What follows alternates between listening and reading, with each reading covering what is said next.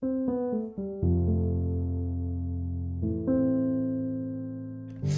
limitations and how to help your autistic child or any child who's neurodivergent. I think this will help anyone move beyond them. All right. So let's get straight into it. Well, it's two parts, short and sweet. I'm going to hit you with it all, and then you can all just let me know what you think. So part one will be about the traditional view on what a limitation is and how we overcome them.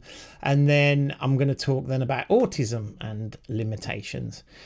So let's have a look at the traditional view of limitations. Okay, so we've got, you've got a limitation in your life, whatever it is.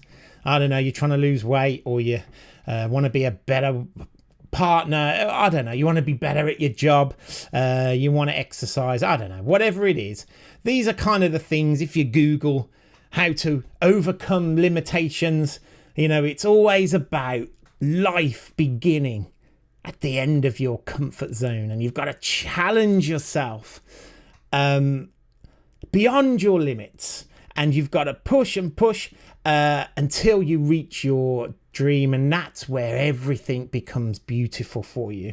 Push your limits, and that's how you truly grow. All right. Now, I don't know if any of you have done that and reached it. I've tried for many years, and it might be my old age. I don't know. But here's kind of like a psychology view of it. This is taken from positivepsychology.com, which is a good website. I like it. But here's the traditional view of limitations, isn't it? It's like there's this red zone, and it's called the comfort zone. And in there, humans feel safe. They feel they're in control, but it's bad. It's not good, all right? It's viewed as a bad place, and you've got to get out of your comfort zone for you to grow and for you to find purpose and for you to live your ultimate dreams. That's viewed as the good place, all right? Now, some of you might go, yeah, that's definite. I totally agree. And then, here's something else. I can't forget this, can I? If you're a child of a parent of an autistic child or a neurodivergent child, you've got to be a good example. So parents, don't mess this up, because don't mess it up. It's your child's life that's in front of you, right? And if you do all that, if you push yourself and push your child and help them to overcome their limits and get them out of their comfort zones, if you do that, then they will break free, all right? They will be free. I don't know what from. Their limitations, I guess. And going into more of an autistic kind of viewpoint now, and this is, taken from lots of experience myself and going into, hearing other professionals talk about how they work with autistic kids with limitations. I've been in therapy myself as a young adult, and these are kind of the general traditional ways of looking at limitations. They're viewed as being a problem, okay, if your child can't do something, right? So the view is, well, if a child is anxious I had this happen to me, you've got to gently push them to face their fears, so then they'll overcome them and they'll be reduced. And then it's putting a child into a social situation to help them improve their lack of skills. And then another one was placing into a situation where, for example, an older teenager, giving them situations where they can develop their people skills so that they can be ready for the workplace and ready to work with others. Because in the real world out there, I hear this a lot, we've got to prepare them for the real world. I don't actually know what that real world is. I don't know if any of you do. But for me, okay, all that, right, is great. And I'm sure it works for some people. But for me, right, and this is my professional head talking now, I just work and have worked with loads of kids who, when they're gently, positively encouraged and pushed to change and to go beyond their limits and come out of their comfort zones, they don't improve, they get worse. And this is child A, These are real case studies. They was encouraged to attend social groups and family parties, and it just made them worse because they didn't want to do it. Here's another one. Child B, she was gently pushed to attend school even though she was having panic attacks, really severe anxiety when at school, before school and after school. And actually, gently pushing, things got worse. They didn't improve. And this particular child ended up being out of school pretty much for 2 years until, well, no help came. So, you know, I'm not going to tell you that there's super people out there that'll fix everything because they don't exist. But anyway, we won't go there today. Now, for me, right, I mean, that's just two cases, you know, and I see it all the time. There's this traditional way of looking at an autistic child's problems or losses or impairments or you know, the word deficit, you know, we hear that a lot. It's like there's something wrong with them and they've got to be fixed. And it's just a load of rubbish, right? So, which is what I believe, right? And this is what I think. This is what I've kind of been really excited to share with you today. We need to think, so parents, professionals, whoever's on here, we need to think differently, I believe, about what limitation means for an autistic child and for their families, and also for autistic children. They need a different approach. Now, for those of you who know, you know, what I'm about, you know, I talk about acceptance. That's all I talk about. And even sometimes, you know, when I question myself and, you know, I'm supporting a kid and maybe they're struggling a little bit and things aren't working, I always have to just step away and go back to the baseline of acceptance, because that's where I find everything just appears and everything just, it might not be the next day. And I always call, you know, acceptance-based approaches the long game, because it is a long game. But I tell you what, I mean, I see young adults now who were kids that I was supporting, and it really can lay a foundation. My son, perfect example, and I'm going to share about Cameron in a bit, because he's blown my mind yet again last week, and he's like, doesn't even, but I'll share about that in a bit. But the examples I'm going to share with you tonight, you're going to really see what I mean by why acceptance is so powerful. It's not just that, oh, let them do what they want. Oh, they don't need to improve. Oh, they don't need to be pushed. You know, some autism professionals will passionately believe they've got to push the kids. And, you know, you have got to work it out yourself. And I'm only sharing, you know what I share if you've been on here before. And I'm never going to change that. All I'm ever going to do is learn more and more about acceptance and how I can apply it more. And it blows my mind every day, every week. Even just this week, Jane, my wife, has now started doing sessions, and there was this awesome girl we're supporting, and she never really speaks to people. It takes months and months. She spoke to Jane straight away, pretty much, during a cooking session, and it's just mind-blowing what acceptance does. And those things are just so big for us. And some people, you know, they might not see that as being such a big thing, but I tell you, you know, kids that don't speak and they just talk back to us, it's we know we're on the right path, at least for that session anyway. So part 2, autism and limitations. Well, I'm going to just go straight to the jugular. They don't exist. All right, it's what I believe, and I'm going to explain why I think limitations don't exist. In that view that I've shared, we've all got limitations, haven't we? I'm, you know, I want to be running 5-minute miles when I run, and I don't, you know, because I'm old. But anyway, I don't know why I'm talking about that. But here's the facts. Here's the facts.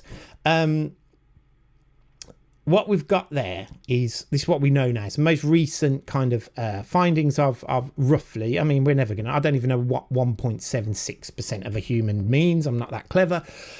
But you see all those kids there, those 56, there, that one in the middle is the autistic kid or the neurodivergent kid.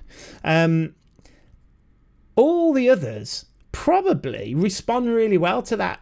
Face your fears, push your limits, you know, go out of your comfort zone. That, you know, probably works for them, and it's tried and tested stuff, I guess, for so many people. But we're talking about that one, our kid, our whether you're a teacher, that kid that isn't responding, if you're a parent, that kid, I got 2 of them, I'm one myself. It's like, what happens to those who don't respond? And it really, really makes me sad, because here's what happens when you place an autistic child, and this is what I believe, when you place an autistic child into that traditional world of, got to push them, got to nudge them gently, not horribly, but gently push them, and they're saying, I don't want to go, I don't want to do that, I don't want to go to that party, I don't want to go to school today, whatever it is. I don't think it works if we push them in the wrong way, right? Because this is what happens. You get a negative loop, and I see this negative loop all the time. This is a child, and this is what they're thinking, whether they're saying it to you or whether they're just thinking this. This is kind of what you can see through their behaviours, because they go in themselves. They don't focus, because I know loads of kids. I was working with a lad this week. He's an amazing little person, but he believes that he's got to push himself and that he needs to be better. And he doesn't. But this is the loop. This is the negative loop that I and so many great people who are on here now listening, we all, aren't we, trying to break these loops? And it's not right. It's not right, these loops.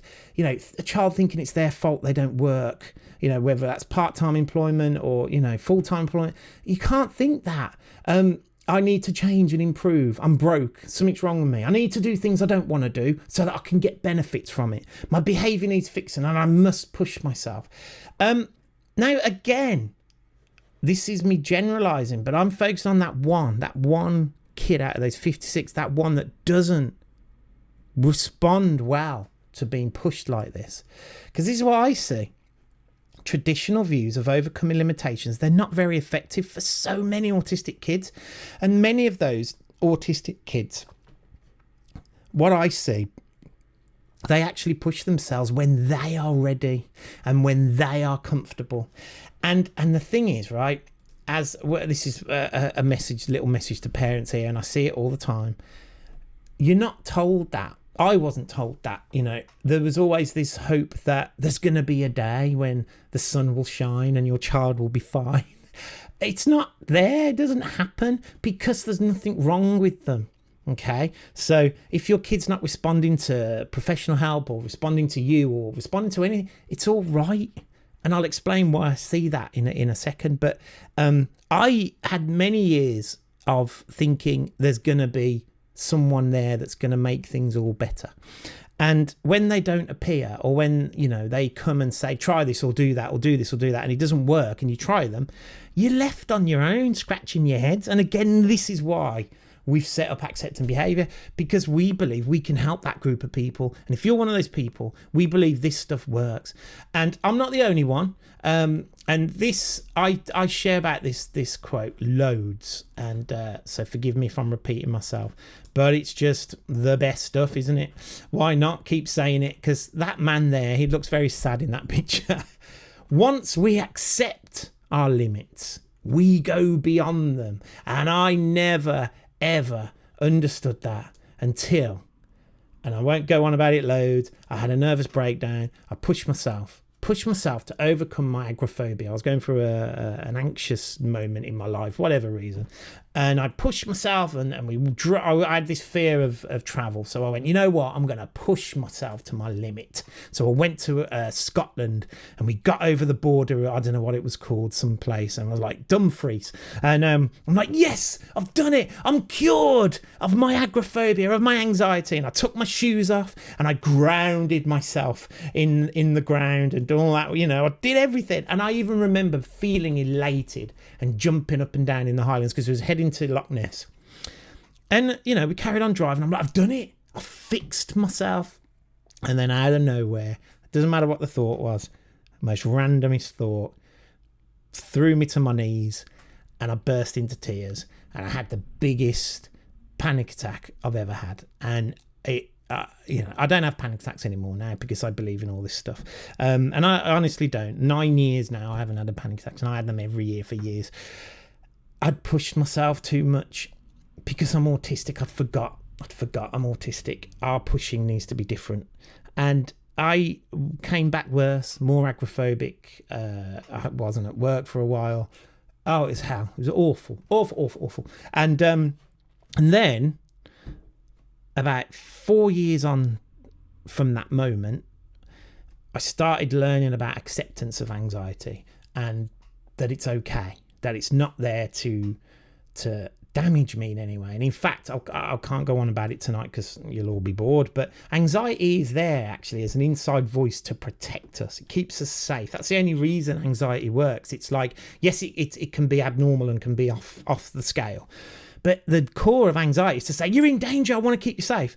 And when I started to realise that, you know what,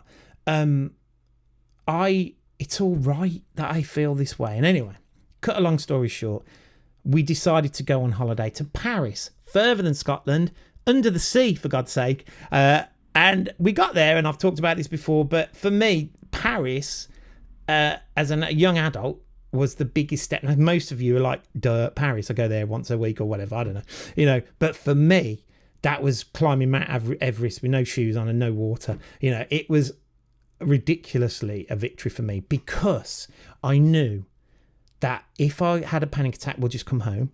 I don't have to go if I don't want to.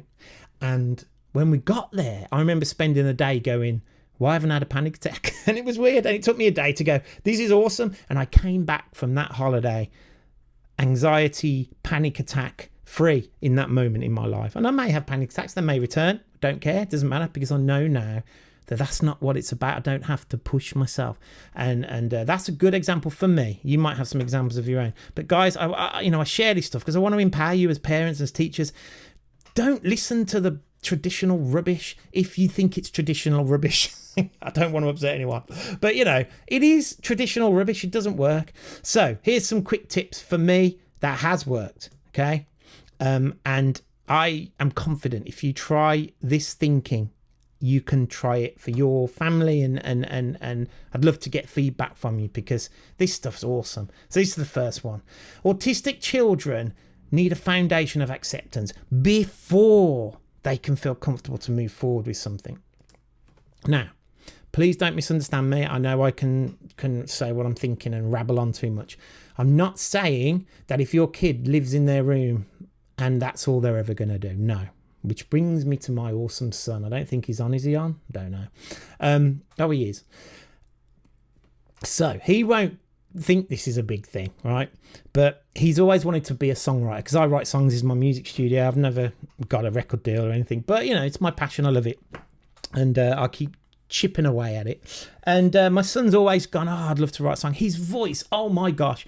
I am nothing to my son when it comes to a voice. He sounds like Tom York with a mix of Michael Bublé and I don't even know. You know what I'm saying? He's got an amazing angelic voice, right? And he wants to write. And I remember probably last year or something, he was pushing himself to write this song. And he's like, I can't do it, Dad. I don't want to do it. And I was like, look, Cam, it's up to you, mate. If you want to write a song, the best bit of advice I can give you is you just need to finish a song. That's, I think, in my experience as a songwriter, you meet so many people that go, I'm a songwriter, but they don't finish it, right? So this is that limitation. It's not a limitation, but it's kind of like people have loads of ideas, but they never finish a song. So I planted the seed.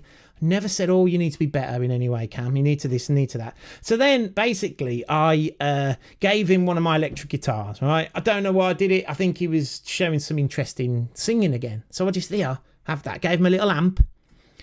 And that was it. He went back to his flat. And then he phones me, sends us all a message in our little family group. He's wrote his first song, okay? Which is a feat in itself. Even if it's the worst song in the world. And it wasn't. And it isn't. He still wrote a song. And he finished it. But the thing that blows my mind, right? It's in French. The thing is, right? I don't know.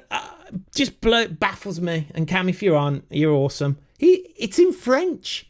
I'm like, how and why? And you're just amazing. And it's those moments where I realise these kids don't have limitations. They get there in their own time. Stop all that rubbish about they've got to be a certain human being, or as a parent, you've got to teach your child certain things or else they're going to fail in life. They don't and they won't. And I'm convinced more and more now as the years I've been in this and the older the kids get that I've supported. And, some I don't see and some I don't know. But for me, it's just more and more examples of happier kids. Yes, Cameron's going to have really bad days sometimes and awful days. But you know what? We don't stress because we know they're not limitations. We know that they're going to pass. Because as I've always said, autism is a developmental condition. 1 minute it's bad, the next it's good, the next it's awesome, the next it's not so good. And honestly, you've just got to ride the wave sometimes. So acceptance has to be the first foundation, right? Which then leads me on to the biggest thing I've ever learned about autistic kids. Intrinsic motivation, right? I'm not going to talk about this too much. I might do another, I think I did do a live on it at some point, but not really into it. But so what isn't, there's intrinsic and extrinsic. I like to think of it as inside and outside, right? So our outside motivation is coming from a teacher, coming from a parent. Oh, if you do this, I'll buy you your new iPad. If you do that, if you sit still in class or you come to lesson, I'll give you some more choice time or whatever. The traditional approaches, right? And a lot of autistic kids don't respond to them. And the reason being is because autistic kids are very self-driven, right? So that's where the inside motivation comes. Cameron, last week, was motivated inside. He didn't need any help. He didn't need any guidance. I'll help him record it in the studio, but that's where you move on from them. But it's those moments, they just go woof, they shine. And I'm working with another young person who has also started writing songs, and we're doing this documentary thing about acceptance and autism, which hopefully will be out by the end of this year. And she's wrote her own score, and I'm like, it just blows my brains. I can't read music or anything, but she just, well, you wait till you hear it. Just absolutely amazing. And I've lost my train of thought now. What am I talking about? Oh yeah, intrinsic motivation. When an autistic child or a young person wants to do something, and this is why I believe limitations don't exist. And I'm philosophizing, I'm being, optimistic, but I'm not being optimistic. I'm actually trying to change the thinking of so many people out there. There is no limitations when you see a child just jumps and just does something that just blows your mind every time. And they may be few and far, but I tell you what, it's when they want, isn't it their life that they're living? It's not. We don't live their life. So I remember when I was in therapy as a kid, my mum and dad had split up, and this psychologist, he was a bit nuts. I didn't really remember what he said, but I remembered one thing. He said, Aaron, you don't have to go into people's worlds. They've got to come into yours. And I remember thinking, what? I get that now. It is about that. It's about, you know what? If my Lily, here's another quick example. Lily, this week, in fact, where's the video? I have a video somewhere. You wait till I'll play that now. I don't know if it's going to play. I'll just put it in. I don't know if you can hear it. All right, look at my stupid face. I don't even know how I'm going to turn this off. Anyway. Right, so that's Lily. Now, how do I get rid of that now? Oh, I don't know. Oh, there we go. So that was Lily. Could you hear that? Just say yes or no. I don't know if you could hear it. But the thing, what happened there, right? So Lily has been in a room for about 4 days. Hasn't cleaned her teeth, didn't wash, generally has something to eat. And, you knock on the door, go away. She can't cope, right? Not that please don't think my daughter's the most awesome person ever. And she can't cope with people.